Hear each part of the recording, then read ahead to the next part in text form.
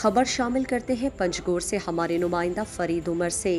पंजगोर सोर्दो मोहल्ला कैप्टन मोहम्मद हनीफ रईसान से बीएनपी आवामी के सीनियर रहनुमा असदुल्ला बलोच और आफ्ताब असलम बलोच और दीगर रहनुमाओं ने पंजगोर प्रेस क्लब में मुश्तरका प्रेस कॉन्फ्रेंस से खिताब में कहा कि सोर्दो रईसान मोहल्ला कैप्टन मोहम्मद हनीफ के आवाम अरसे दराज से बिजली जैसी नेमत से महरूम है।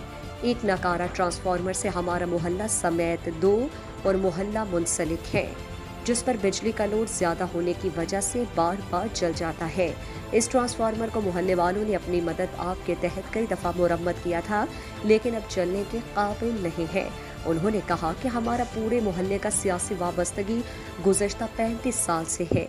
बीएनपी आवामी के साथ है, पार्टी के लिए दिन रात कुर्बानियां दी हैं, लेकिन अफसोस इस बात पर है कि हमारी जमात गुज़श्ता 4 साल से बरसरे इक़्तिदार में है और हमने पार्टी क़यादत को बार बार बिजली के मसले को हल करने की दरख्वास्त की थी, लेकिन ताहाल कोई सुनवाई नहीं हो रही।